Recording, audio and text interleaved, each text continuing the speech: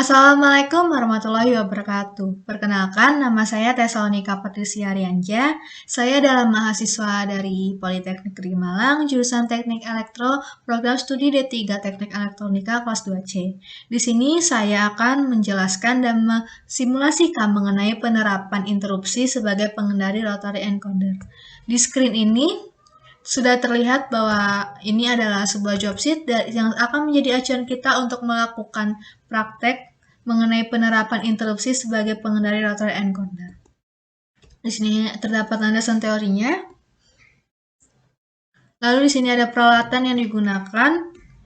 Lalu pada praktek ini akan dibagi menjadi dua tugas atau dua simulasi. Dan pada tugas pertama berikut adalah gambar rangkaiannya.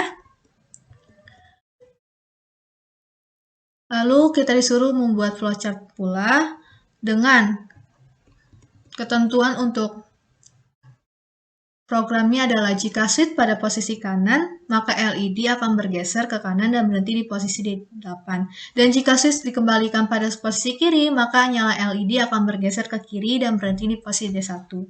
Dan jika button switch atau SW ditekan, maka LED D9 akan toggle atau berubah keadaan sebaliknya. Berikut adalah pola percobaannya. Baik, setelah kita lihat pada job sheet ini, kita buat sebuah programnya.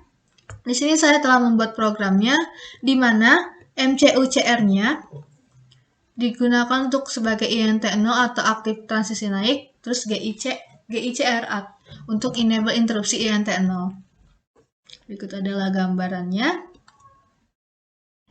Setelah kita buat program seperti ini, kita akan build solution.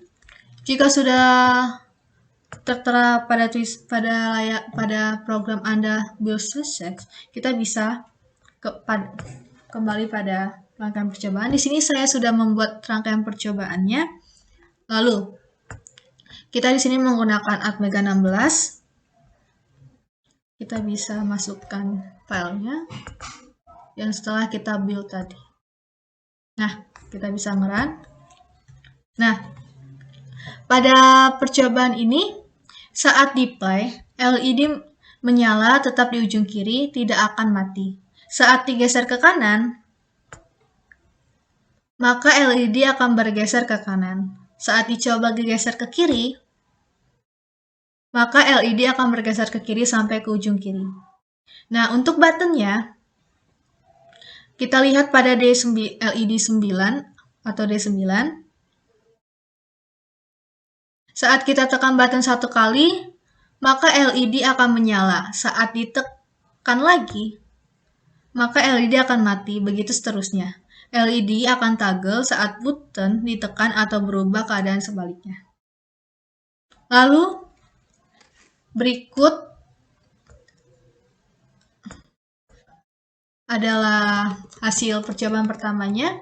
Lalu pada percobaan kedua, ini berikut adalah langkah-langkahnya, di mana kita akan membuat rangkaian lagi sama seperti rangkaian tadi, namun pada programnya akan berbeda dan pada pola percobaannya akan berbeda. Dengan ketentuan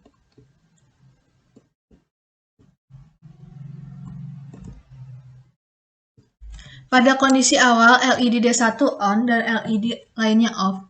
Lalu, jika switch pada posisi kiri, maka walaupun motor encoder berputar kiri, maka nyala LED tetap pada posisi kiri atau D1.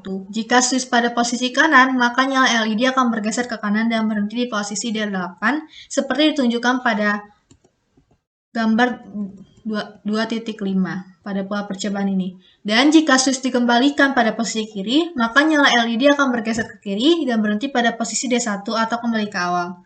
Lalu jika button switch atau SW ditekan, maka LED D9 akan toggle atau berubah keadaan sebaliknya.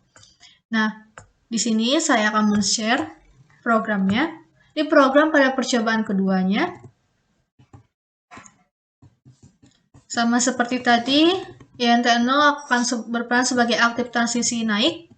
Lalu enable interupsi INT0 digunakan itu menggunakan GICR.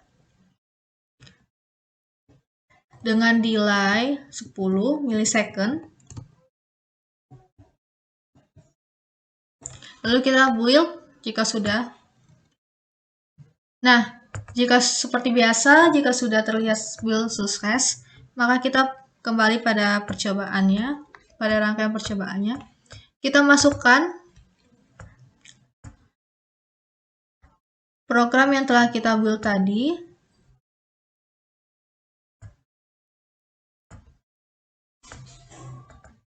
Dengan file hex.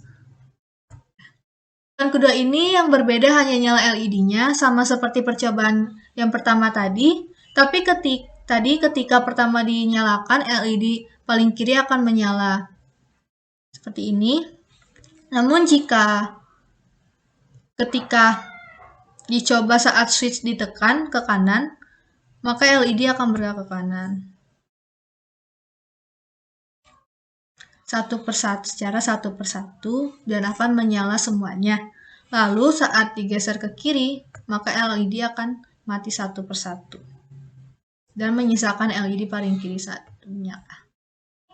Baik, ini adalah percobaan dari modul atau job sheet yang bisa saya sampaikan. Kurang lebihnya mohon maaf. Wassalamualaikum warahmatullahi wabarakatuh.